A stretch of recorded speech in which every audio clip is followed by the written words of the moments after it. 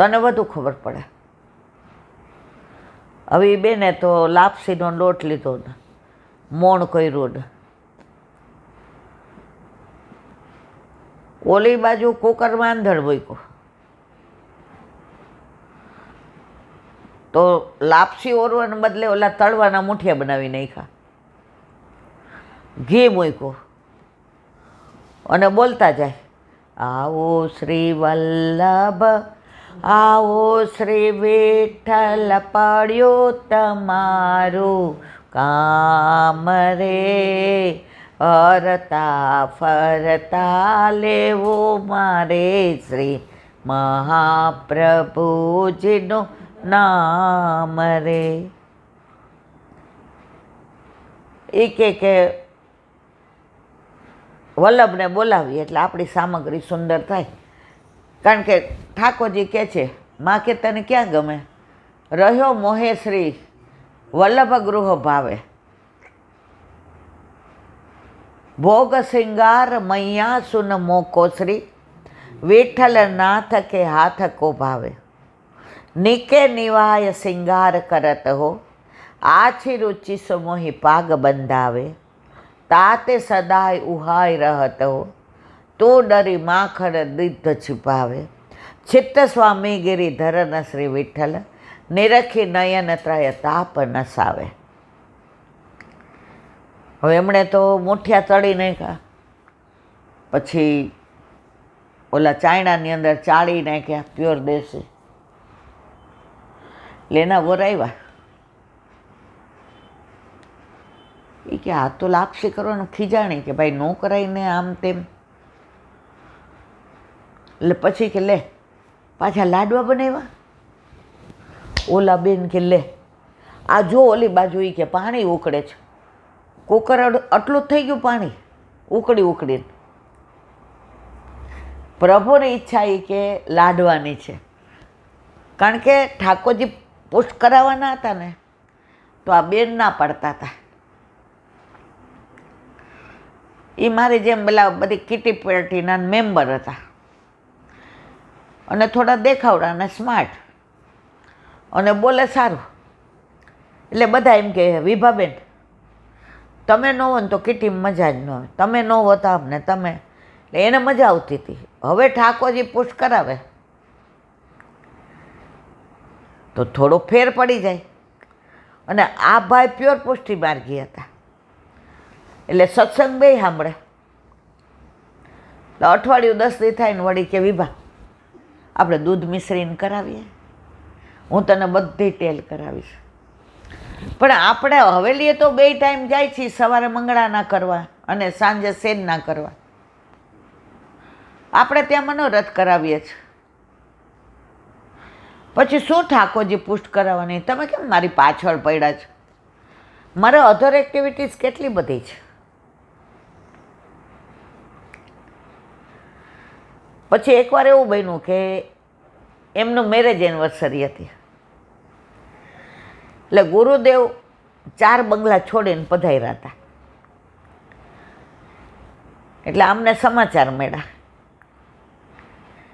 એટલે એના વર પ્રાઇવેટમાં નોકરી કરતા હતા, પણ સારી ઓલી હતી અને સાઈડમાં પોતાનો ધંધો કરતા હતા.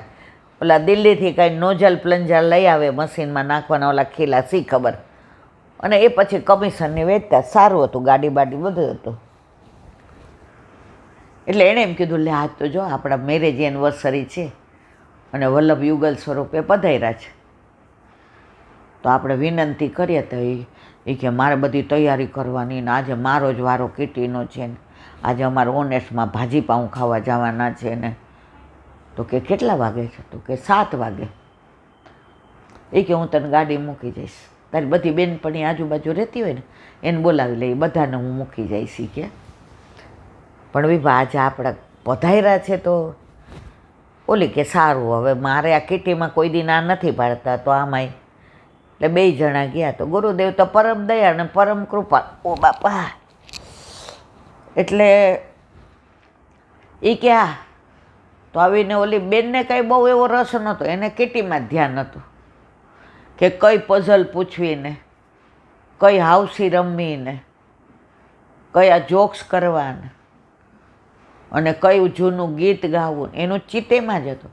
એટલે આ ભાઈએ તો ગાલીચો કાઢ્યો ને સોફા ઉપર પાથરી દીધો ને સૂકો મેવો તળ્યો ને મિશ્રી ને નાળિયેરનું જળ લઈ આવ્યા ને ચરણમાં બધું પાથરી દીધું. હવે આને પૂછ્યું તારી પાસે કોરી સાડી છે કે? એ કે હા, તમે સવારે મને મેરેજ એનિવર્સરીની જે ગિફ્ટ આપી એ પડી જ, કારણ કે બ્લાઉઝ ન થાય ત્યાં સુધી કાંઈ પહેરાય નહીં. તો કે વિભા હું તને એનાથી સરસ લઈ આવી દઈશ. આજે વહુજી આપણા ઘરે યુગલ સ્વરૂપે પધારે છે તો આપણે બે આજ મેરેજ એનિવર્સરી. હા તમારી ઈચ્છા, હરખ નહીં, તમારી ઈચ્છા. પધાર્યાના આરતીની તૈયારી કરી. બધું કોણે કર્યું? ઓલા ભાઈઓ. આનું ધ્યાન ઓલી પઝલમાં ને ગઝલમાં ને એમાં જ હતું. હવે જે પધાર્યા યુગલ સ્વરૂપે,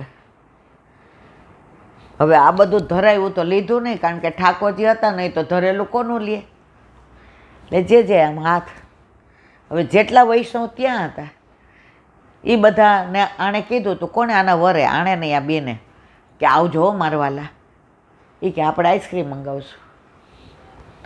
એટલે જેને પછી કીધું કે જેરાજ આજે અમારી મેરેજ એનિવર્સરી, અમારા નસીબ કેવા સારા કે વગર ઓલાએ કે થોડાક વચનામૃત, જે ઠાકોરજીના જ વચનામૃત કર્યા. પછી કે આમાંથી કેટલાને ઘરે ઠાકોરજી બિરાજે છે? તો બધા હાથ ઊંચો કર્યો.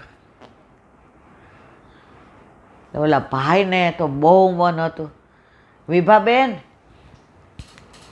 તમે યશોદા મૈયા કેમ નથી? તમારું બોલવાનું, તમારો ઠસ્સો, તમે તો યશોદામાં જ લાગો છો. તમારે યશોદામાં તો બની જ જવું પડે. કે જે હું સામાજિક પ્રવૃત્તિમાં બહુ એક્ટિવ છું. તો કે એમાં હું કાંઈ વાંધો નહીં, બપોર સુધી તમે આત્માની પ્રવૃત્તિમાં એક્ટિવ રહેજો, બપોર પછી દેહની પ્રવૃત્તિમાં એક્ટિવ રહેજો. વહુજી કે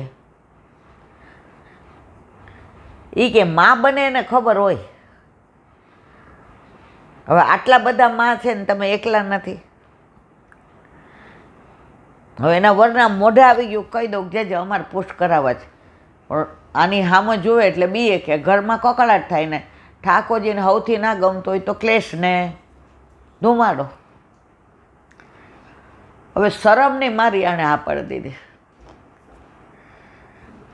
તો જે કે સવારે આવી જાજો સ્નાન કરીને, ત્યાંથી ગ્વાલ મંડળીમાંથી પધરાવી દઈશ.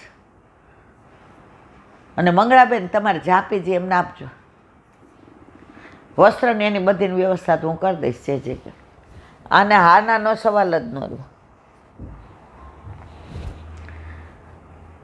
હવે વિજય થયા.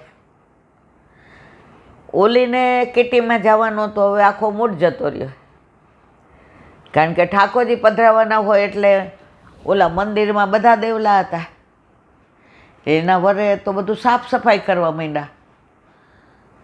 એટલે ઓલી કે લાવો હવે તમને મંદિર સાફ કરતા નહીં આવડે. એ કે વિભા પણ હવે આ બધાય તો આપણે, એ કે હા એ તો મને ખબર છે, અમારા ઘરે આંઠે આમની સેવા છે કે પરણી જાય પછી આપણા બેડરૂમમાં કોઈને હુવડાવાય નહીં. ઓલો કે અરે વાહ. એ કે વિભા તું આટલું બધું જાણસ ને? એ કે સાચું કહું, આપણા લગ્ન થયા 13 વર્ષ થયા, આપણે કેટલી દવા કરી, કેટલી જગ્યાએ મન્નત માની. આજે વહુજી એમ કીધું ને કે તમે દેખાવે યશોદા માં જેવા છો, તમારો ઠસ્સો એવો છે, તમારું મુખારવેંદ એવું છે, તમારા વાળ એવા છે, તમે જરા શરીર, ઓલી દવાઓ બહુ કરી હતી છોકરાઓને એટલે જરા જાડા થઈ ગયા મારા જેમ. અને વિભાબેન તમે યશોદા ન બન્યા? એના વરનું નામ મિહિર હતું. મિહિર કદાચ મારા નસીબમાં એટલે જ એ માં બનવાનું નહીં હોય, મારા લાલાની માં બનવાનું છે.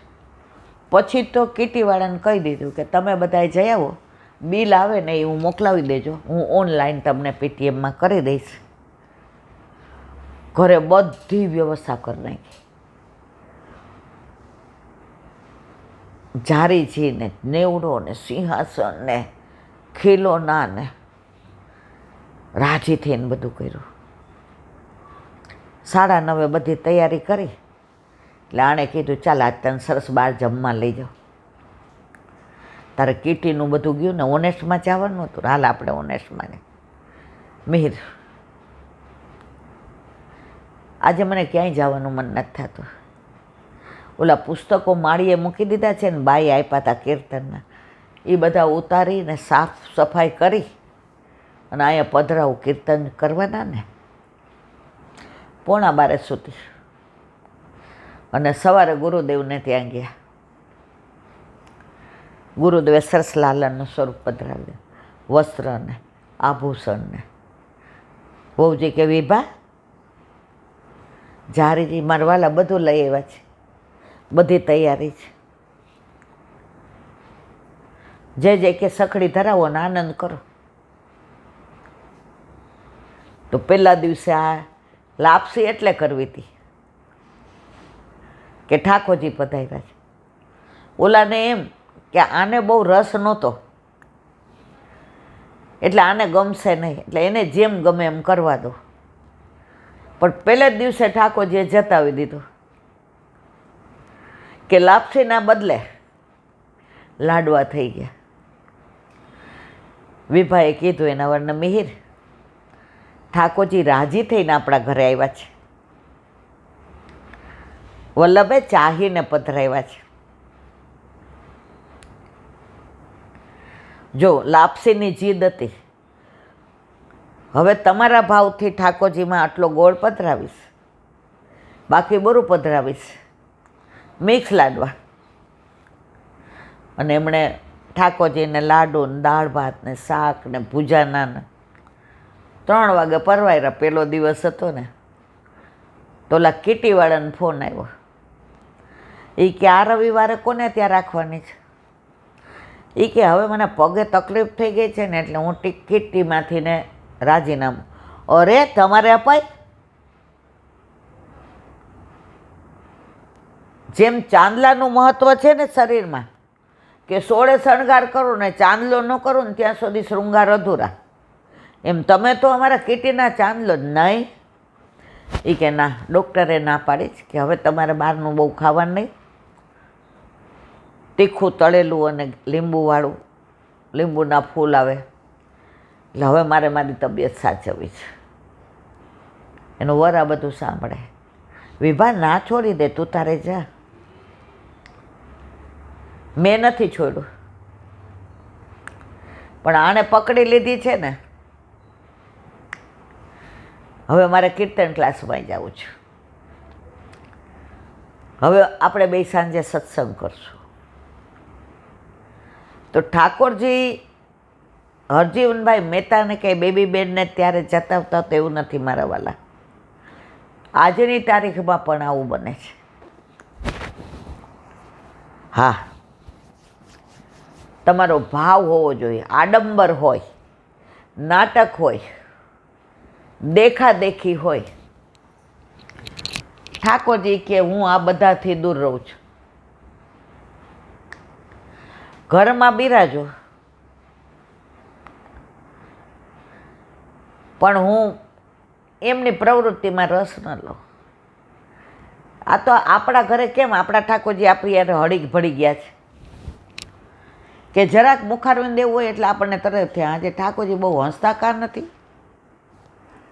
પછી વાતો કરીએ, પૂછીએ, પછી કંઈ લાલા આ આરોગ્ય છે, અને પછી ઠાકોરજી હસે તેવા રાજી થઈએ ને આપણે સાક્ષાત છે.